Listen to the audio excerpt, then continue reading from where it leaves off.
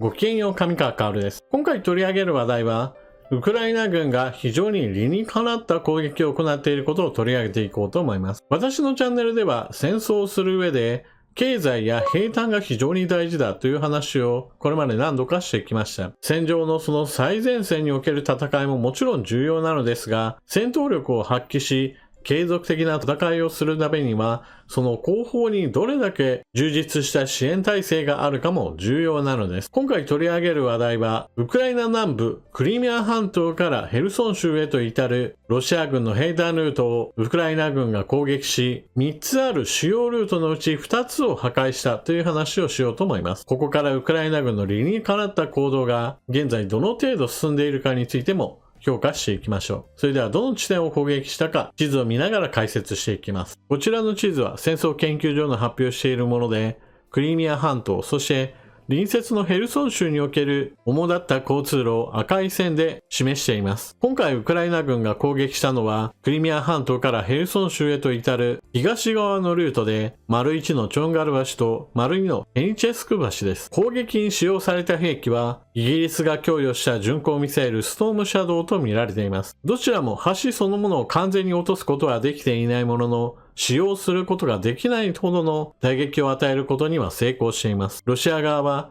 橋が攻撃されたことは事実だが、ウクライナ軍は10発から15発程度のストームシャドウを用いて攻撃しており、ロシア軍はそのほとんどを撃墜したと発表しています。撃ち漏らしたものがわずかに爆発したのだとしているのですが、このような発表をロシア側はするのは、橋が被害を受けたということを何とかごまかそうとして、ロシア軍の防空網はかなり機能していて、欧米製の兵器は役立たずだということを言いたいがためでしょう。しかし、ロシア側のこうした発表は、ほとんどの場合虚偽だと考えられており、欧米から供与された巡航ミサイルをそのように大量に使うとは考えられず、実際には迎撃活動をしていたかすら怪しいとされています。橋桁が完全に落ちているわけではないので、復旧工事をすればこのルートもいずれは使用が再開されます。ただし、使用ができない期間を作ることそれ自体がロシア軍の補給に打撃を与えることになりますから、ウクライナ軍としては攻撃成功でしょう。そして、これからウクライナ軍が攻撃するとすれば、残った補給路である M17 高速道が標的となります。ロシア軍としては、物資を運ぶ際に、丸1と丸2が破壊されたとしても、丸3の高速道があれば、まだまだ物資を運ぶことができるでしょう。そうした意味では補給は完全に断たれているわけではありません。しかし、物資を運ぶルートが変わるということは、それだけ手間暇がかかることには変わりがありませんし、逆に言えば唯一の補給路となってしまった丸3の M17 高速道をウクライナ軍が集中的に攻撃すれば、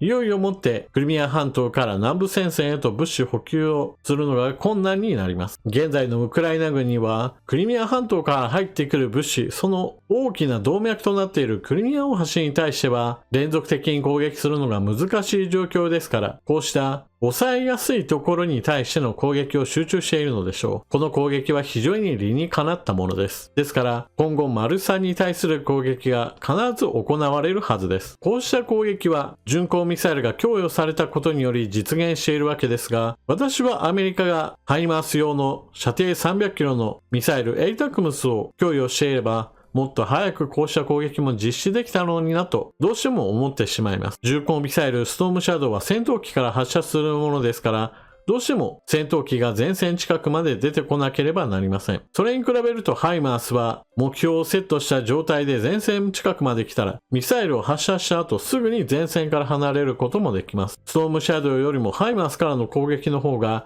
より安全に攻撃できますから、アメリカも早く決断してほしいものです。そして、ウクライナ軍が供与された巡航ミサイルを軍事目標に対して使っているということを評価する声は確実にあります。イギリスやフランスと同様に巡航ミサイルを保有しているドイツにおいては、ウクライナに対して巡航ミサイルを供与すべきだという声は少しずつ高まっています。つい先日、ドイツの与野党の議員らが政権に対して巡航ミサイルタウルスの供与をすべきだという話をしていることが報じられています。ドイツ版のストームシャドウである巡航ミサイルタウルスは射程が最大500キロとイギリスやフランスが供与したストームシャドウよりもさらに射程距離がプラス200キロあります。タウルスがウクライナに供与されれば、クリミア大橋に対する攻撃も連続的にできることが可能になってきます。これまでドイツは2022年その当初においては、軍事支援に非常に後ろ向きだったのですが、最近においては、ドイツ製戦車レオパルト2の供与も認めるなど、以前に比べるとかなり状況が改善しており、タウルスの供与について言っても、おそらくは時間の問題だとされています。ただし、時間の問題といっても、早ければ早い方が良いですから、ドイツの決断が早まるのを期待してしまいます。射程距離の長いミサイルという意味においては、ロシアはソ連時代においてはすでに大陸間弾道弾を開発し終わっている国ですから、ウクライナに比べるとはるかに長射程ミサイルを数多く保有している国です。ただしそれらは有効に使われているかといえばそうではありません。ロシアの長射程ミサイルの使い方はかなり歪なもので、軍事施設に対する集中的な攻撃ではなく、かなりその時々によって一般人を狙ったり、社会インフラへの攻撃に切り替えたりと、使い方それ自体も右往左往しているところがあります。冬においては、電力インフラに対する攻撃を集中的に行ったかと思えば、それが失敗したと見るや、軍事的には何の意味もない一般市民に対する攻撃へと切り替え、集合住宅や商店などを攻撃するなど、相変わらず戦争犯罪をすることに何らためらいがありません。それに比べると、ウクライナ軍のこうした兵隊に対する打撃を与える明確な攻撃というのは、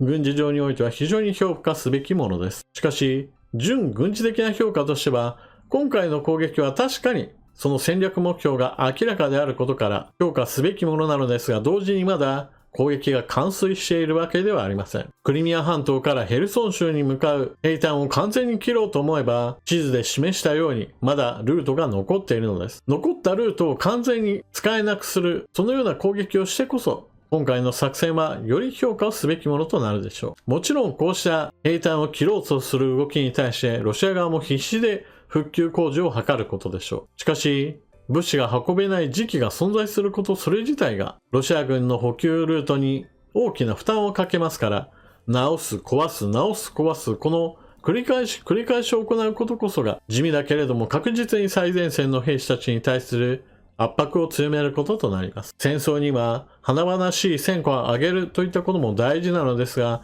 同時により理にかなった行動を取り続ける、もしくはよりおかしな行動を しないといったことも重要な要素となります。ウクライナ軍が欧米から供与された巡航ミサイルを有効に使っているということは少なくともロシア軍よりはよっぽど賢く戦っていると評価できるでしょう。というわけで今回の動画はここまで。ウクライナ軍が欧米から供与された巡航ミサイルを使ってロシア軍の兵站を切ろうとしています。現在のところ作戦は途上ではあるものの、狙いは明確であり、このまま作戦が継続されれば必ずクリミア半島からヘルソン州へと至る補給ルートを切ることが可能でしょう。そして、こうしたクリミア半島とヘルソン州の境における交通路だけではなく、もっと大元であるクリミア大橋の破壊をするためにもドイツの決断が待ち遠しいものです。それでは動画を最後までご視聴いただきありがとうございました。チャンネル登録していない方はぜひともチャンネル登録していってください。そして動画を見終わったら評価ボタンのクリックとあなたの感想、コメントよろしくお願いします。それでは次の動画でまたお目にかかりましょう。またね。